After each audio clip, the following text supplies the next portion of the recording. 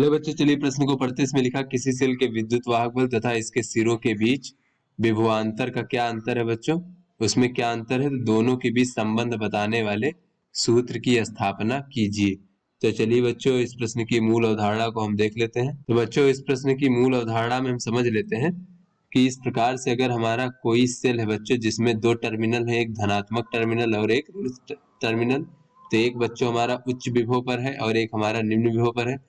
तो इसके जब धनात्मक टर्मिनल ऋणात्मक टर्मिनल को बच्चों इस प्रकार से किसी अगर प्रतिरोध R से हम जोड़ देते हैं बच्चों इस प्रकार से, तो इसमें से बच्चों धनावेश जो है धनात्मक टर्मिनल से होते हुए इस प्रतिरोध से होते हुए ऋण टर्मिनल की ओर प्रवाहित होने लगता है बच्चों इस प्रकार से। तो धनावेश के प्रवाहित होने की दिशा में इसमें परिपथ में धारा प्रवाहित होती है बच्चों। किंतु बच्चों जब ये धनावेश जो है ये सेल के भीतर देखें बच्चों, तो ये निम्न विभव से उच्च विभव की ओर प्रवाहित होता है बच्चों इस प्रकार से। तो बच्चों सेल के भीतर जो है ये अपनी प्रकृति के विपरीत दिशा में प्रवाहित होता है बच्चों। धनावेश तो उच्च विभव से निम्न विभव की ओर प्रवाहित होता है, लेकिन सेल के भीतर ये निम्न विभव से उच्च विभव की ओर प्रवाहित होता है। तो बच्चों सेल के भीतर ये निम्न विभव से उच्च विभव की ओर प्रवाहित करने के कारण जो है बच्चों ये सेल द्वारा इसको प्रवाहित कराने में कार्य करना पड़ता है बच्चों, ये स्वतः नहीं कर सकता। और ये कार्य करने के लिए जो ऊर्जा होती है बच्चों, ये सेल के भीतर जो संचित रासायनिक ऊर्जा होती है बच्चों, उस रासायनिक ऊर्जा से प्राप्त होती है बच्चों। तो चलिए अपने प्रश्न को हल करते हैं और यहाँ पर देखते हैं कि सेल का विद्युत वाहक बल क्या होता है बच्चों, और विद्युत वाहक बल का तात्पर्य क्या होता है। तो बच्चों हम यहाँ पर देख लेते हैं एकांक आवेश को सेल सहित पूरे परिपथ में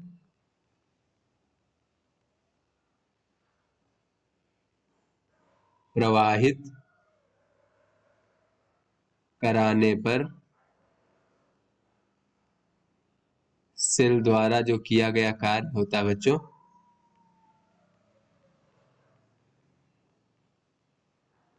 वो सेल का विद्युत वाहक बल कहलाता है। विद्युत वाहक बल कहलाता है। इसे बच्चों ई से प्रदर्शित करते हैं।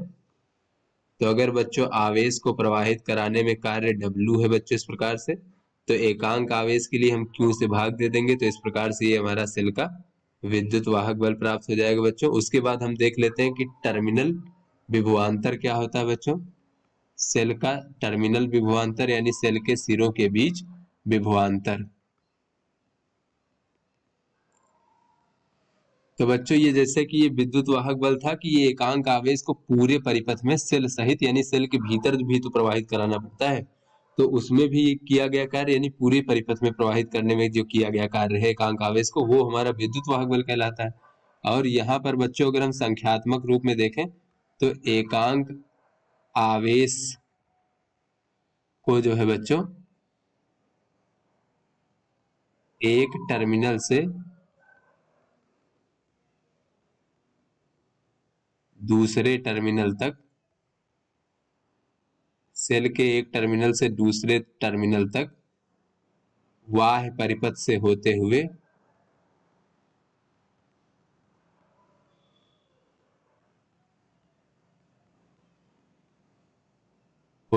प्रवाहित कराने पर बच्चों सेल द्वारा जो कार्य करना पड़ता है, होते हुए प्रवाहित कराने में सेल द्वारा कृत कार्य बच्चों टर्मिनल विभवांतर के बराबर होता है बच्चों।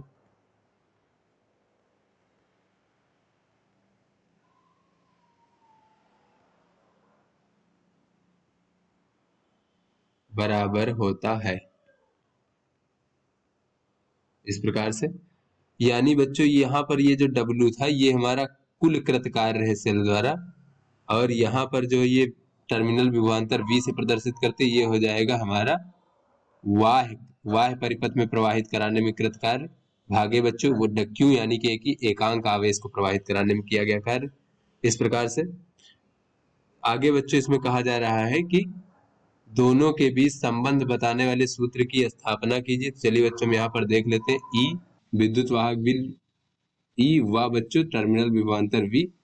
तो यहाँ पर बच्चों अगर हम देखें इस प्रकार से, मान लीजिए ये हमारा कोई सेल है जिसका विद्युत वाहक बल ई है बच्चों, और यहाँ पर आंतरिक प्रतिरोध स्मॉल आर है। इस प्रकार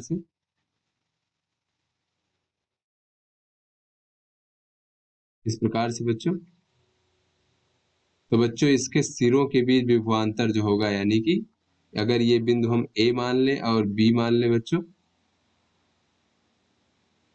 तो बच्चों यहाँ पर अगर हम देखें तो इस टर्मिनल विभवांतर को कह सकते हैं V A minus V B. तो इन दोनों में जो है बच्चों हमें संबंध बताना है।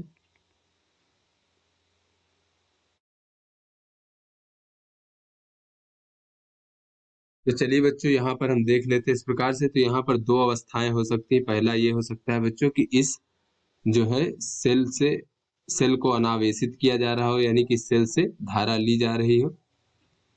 सेल अनावेशित हो रहा हो, अर्थात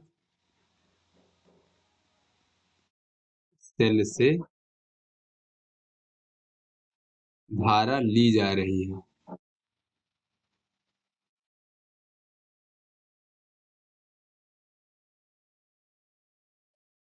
तो इस अवस्था में क्या होगा बच्चों, यहाँ पर हम देख लेते हैं।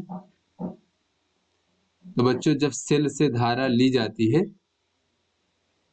यहाँ पर देख लेते हैं, ये हमारा सेल है बच्चों जिसका विद्युत वाहक बल ई है, और ये इसका आंतरिक प्रतिरोध आर है इस प्रकार से, और ये बिंदु हमारा ए है और ये हमारा बी है।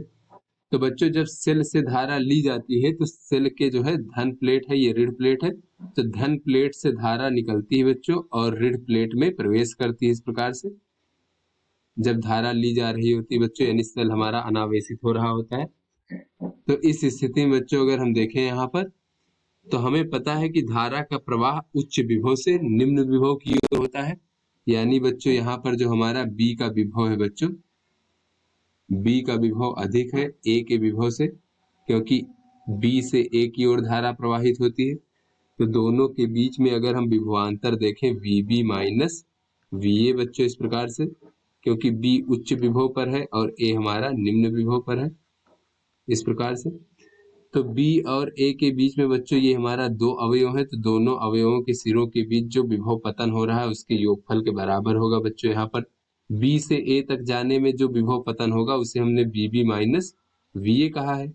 तो बच्चों जब बी से ए की ओर आएंगे तो यहाँ पर बच्चों इस प्रकार से विभव पतन होगा।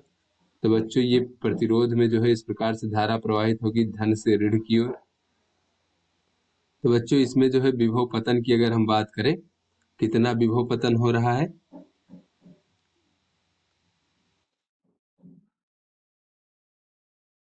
तो बच्चों इस प्रतिरोध के सिरों के बीच विभव पतन हो जाएगा धारा गुणे प्रतिरोध इस प्रकार से।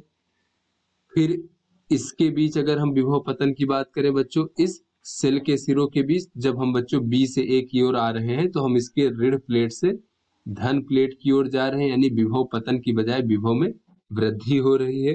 किंतु बच्चों यहाँ पर हम विभव पतन की बात कर रहे हैं, तो इसलिए बच्चों इसको हम ऋण से प्रदर्शित कर लेंगे बच्चों, और ये विद्युत वाहक बल ई के बराबर होगा। तो यहाँ से बच्चों अगर हम देखें तो अगर हमें टर्मिनल विभवांतर V का मान ज्ञात करना है तो V बराबर होता है V A minus V B, और ये हो जाएगा E माइनस आई आर। तो ये बच्चों हमारा संबंध का सूत्र स्थापित हो गया। अब दूसरा बच्चों चलिए देख लेते हैं। दूसरी स्थिति ये हो सकती है कि जब सेल आवेशित किया जा रहा हो बच्चों,